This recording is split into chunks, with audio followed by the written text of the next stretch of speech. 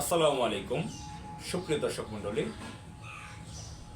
জামাত ইসলামী শহীদ মিনারে গিয়েছে। আপনারা নিশ্চয়ই লক্ষ্য করেছেন 20 তারিখ রাত্রে 12টার পরে, যখন আন্তর্জাতিক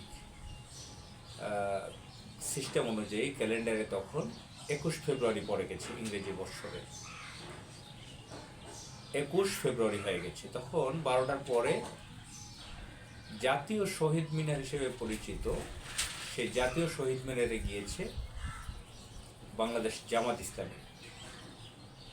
বাংলাদেশ জামাত ইসলামের আমির জনাব ডাক্তার শফিকুর রহমান সাহেব তিনি গিয়েছেন। তার নেতৃত্বে জামাত ইসলামের কেন্দ্রীয় আরও কয়েকজন নেতা গিয়েছেন। এর মধ্যে এটিএম আজহারুল ইসলামকে দেখেছি, মাওলানা রফিকুল ইসলাম খানকে দেখেছি, আরও কয়েকজনকে দেখেছি, এবং এনসিপির নেতাগণ এবং অন্যান্য 11 দলীয় জোটের অন্যান্য নেতাদেরকে আমরা দেখেছি। তো এখন ডাক্তার শফিকুর রহমান হচ্ছেন বিরোধী দলীয় নেতা, বিরোধী দলীয় প্রধান নেতা। তো তিনি সেই প্রোটোকল অনুযায়ী, ওয়ারেন্ট অফ প্রেসিডেন্সি অনুযায়ী তার একটা গুরুত্বপূর্ণ জায়গা আছে রাষ্ট্রীয় মর্যাদায়। তিনি তার জায়গা থেকে তিনি জাতীয় শহীদ মিনারে গিয়েছেন, সেখানে ফুল দিয়েছেন এবং দোয়া করেছেন। এই দোয়াটা তারেক রহমান, যিনি এখন প্রধানমন্ত্রী হয়েছেন, তিনিও করেছেন, মোনাজাত ধরেছেন। এটা ওই জায়গাটা নতুন একটা কালচার দেখা গেল, যে হাত তুলে দোয়া করা, এটা এর আগে কখনো দেখা যায়নি। সবাই ফুল টুল দিয়ে আসে, পুষ্পস্তবক অর্পণ যেটাকে বলে। রাষ্ট্রপতি যান, প্রধানমন্ত্রী যান 12টার পরে, এটা আমরা দেখে আসছি বহু বছর থেকে। তো এখন এই যে শহীদ মিনারে যাওয়া নিয়ে প্রচণ্ড রকমের সমালোচনা শুরু হয়েছে জামাত ইসলামের আমির। যেহেতু এটা ইসলামিক সংগঠন, শুধুমাত্র একটি ইসলামিক রাজনৈতিক দল নয়, এটা ইসলামিক একটি সংগঠন, ইসলামিক সংগঠন। তারা ইসলামের দাওয়াত দেয়, ইসলামী রাষ্ট্র কায়েম করবে, সেই স্বপ্ন দেখাচ্ছেন বাংলাদেশের মানুষকে, সেই মিশন নিয়ে তারা কাজ করছেন। তো তারা শহীদ মিনারে গেলেন। এই যাওয়াটা কি শিরক হয়েছে না বেদায়েত হয়েছে, এ নিয়ে আলোচনা সমালোচনা তুমুল পর্যায়ে চলছে। সামাজিক যোগাযোগ মাধ্যমে মারাত্মক ধরনের সমালোচনা ছড়িয়ে পড়েছে, এবং জামাত ইসলাম যারা করেন তাদের পক্ষে যারা আছেন তারা এর পক্ষে কথা বলছেন, ডিফেন্স করছেন, বলছেন যে এটা রাষ্ট্রীয় একটি কালচারের অংশ হিসেবে গিয়েছেন। বিদায়াত শিরক এখানে প্রশ্ন উঠতে পারে না। এবং জামাত ইসলামের আমির যখন গিয়েছেন তখনও সাংবাদিক প্রশ্ন করে তাকে ঝামেলায় ফেলতে চেয়েছিলেন। তো এখন কথা হচ্ছে, আমি ব্যক্তিগতভাবে একটা স্ট্যাটাস দিয়েছিলাম যে এখন যে এভাবে তারা শহীদ মিনারে গেলেন, ভবিষ্যতে যদি কখনো রাষ্ট্র ক্ষমতায় জামাত ইসলামী আসে, যদি তারা শুধরে নেই, যে এই যদি বুঝতে পারে যে এটা মারাত্মক একটা অন্যায়, এটা শিরক হতে পারে বা বিদায়াত হতে পারে, তখন আলোচনা আসবে। আমরা অতীতে বিগত বছরে যেগুলো করেছি বিরোধী দলে থাকতে, এটা রাষ্ট্রীয় কালচারের অংশ হিসেবে করতে বাধ্য হয়েছিলাম। এটা আসলে বিদায়াত শিরক হয়তো এরকম হতে পারে সামনে, যদি আল্লাহ কবুল করে। আমরা অতীতে দেখেছি মাওলানা মতিউর রহমান নিজামী, জামাত ইসলামের আমির, বিশ্ব ইসলামী আন্দোলনের অন্যতম একজন নেতা ছিলেন। তিনি যখন কৃষিমন্ত্রী হন, মন্ত্রী হিসেবে তিনি অন্যান্য মন্ত্রীদের সাথে তিনি স্মৃতিসৌধে গিয়েছিলেন ফুল নিয়ে। বিএনপির সাথে জোট সরকার ছিল তখন, আলী আহমদ মোহাম্মদ মুজাহিদ তিনিও গিয়েছিলেন স্মৃতিসৌধে। তো সেখানে একটা বিশেষ পার্থক্য দেখেছিলাম, আলী আহমদ মোহাম্মদ মুজাহিদ সাহেব, তাকে আমি সেক্রেটারি জেনারেল হিসেবে জামাত ইসলামের, তাকে দেখেছিলাম যে মাথায় টুপি রাখতে। টুপি পরা সুন্নাত না নফল সেদিকে আলোচনা যাচ্ছে না, তিনি টুপি মাথায় রাখতেন। টুপি পরা অবস্থায় তাকে দেখতাম বেশিরভাগ বিভিন্ন বক্তৃতায়। মন্ত্রী হওয়ার পর তিনি টুপি মাথায় রাখলেন না। এটা নিয়েও তখন অনেক সমালোচনা কেউ করেছেন। সেটা ভিন্ন একটি দিক, তার পার্সোনাল দিক। বিদায়াত বা শিরক এগুলো কিছুই না এখানে। এখন এই যে শহীদ মিনারে গেলেন, যদি কখনো আবার প্রধানমন্ত্রী হয়ে যান, শিখর নির্বাণেও যদি যান, অবাক হওয়ার মতন কিছু থাকবে না। কিন্তু কখন তারা ভুল বুঝতে পারবেন আমি জানি না।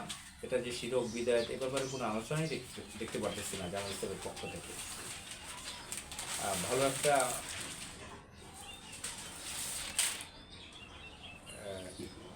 এটার ব্যাপারে বক্তব্য দেখতে পাচ্ছি না। এই ব্যাপারটা কি ভুল হচ্ছে না সঠিক হচ্ছে, এটা কি করা ঠিক কিনা, এ ব্যাপারে কোনো আলোচনা আমরা দেখতে পাচ্ছি না। তো তিনি গেলেন জামাত ইসলামের আমির। তিনি তো একজন ব্যক্তি নন, তিনি একটা প্রতিষ্ঠান, তিনি একটা বিশাল একটি সংগঠনের নেতা। যারা ইসলামিক স্কলার আছেন অনেকে এতে খুব কষ্ট পেয়েছেন, এটা মেনে নিতে পারতেছেন, হিসাব মিলাতে পারছেন। আমি একজনের সাথে কথা বললাম যিনি ইসলামিক স্কলার, তিনি হিসাবে মেলাতে পারছেন না। আর অনেকে বলছেন ইসলামিক কালচারে এখানে আসবে না, এটা রাষ্ট্রীয় কালচারের অংশ হিসেবে গিয়েছেন। তো ইসলামিক দল হিসেবে তার একটা আদর্শ আইডিওলজি থাকবে না।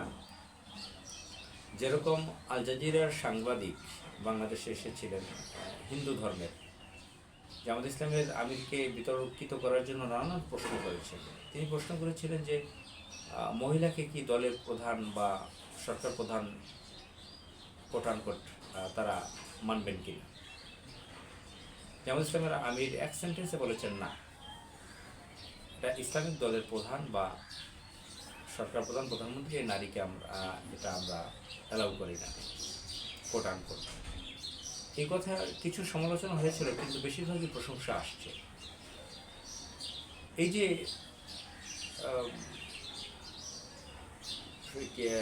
কি বলে এটাকে, শহীদ মিনারে গেলেন ফুল নিয়ে, এই শহীদ মিনারে না গিয়ে যদি বলতেন যে আমরা অমুক জায়গায় শহীদদের জন্য একটা দোয়ার অনুষ্ঠান করে এখানে গেলাম না, তাহলে কি কোনো সমস্যা হতো, ঝুঁকি থাকতো? এদের যে 80 জন মন্ত্রী হয়েছিল, এই মন্ত্রিত্ব কি বাদ হয়ে যেত? কি বলে 80 জন এমপি হয়েছিল, মেম্বার অফ পার্লামেন্ট, সংসদ সদস্য, এই পদগুলো কি খারিজ হয়ে যেত?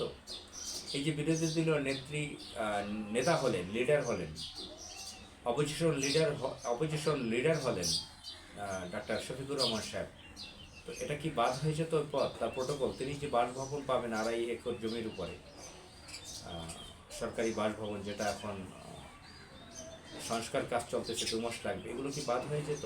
সব প্রোটোকল কি বাদ হয়ে যেত? রাজনীতি থেকে কি বাতিল হয়ে যেত? নিবন্ধন কি বাতিল হয়ে যেত? এমন কোনো আইন কি আছে, এমন কোনো অ্যাক্ট, বা এমন কিছু আছে কি, সংবিধানে কি এসব আছে যে 21শে ফেব্রুয়ারি ওখানে যদি ফুল নিয়ে না যায় রাত 12টার পরে, তাহলে বিরোধী দলীয় নেতার পদ থাকবে না, সংসদ সদস্য পদ থাকবে না? একটা কি কৌশল করা যেত না ইসলামিক দল হিসেবে? কোন আইডিওলজির দিকে তারা আগাচ্ছে, মানুষ কিভাবে তাদেরকে সমর্থন দিচ্ছে, ভোট দিচ্ছে, এই ব্যাপারটা কি বিবেচনা করা উচিত ছিল না? ব্যক্তিগতভাবে আমার মতামত, এটা সাংগঠনিকভাবে আমি বলছি না যে 5-10 জন মিলে একটা অনুষ্ঠান করে, এরকম না। ব্যক্তিগতভাবে আমার মতামত, আসলে এটা আমার কাছে খুবই এটা আপত্তিকর মনে হয়েছে।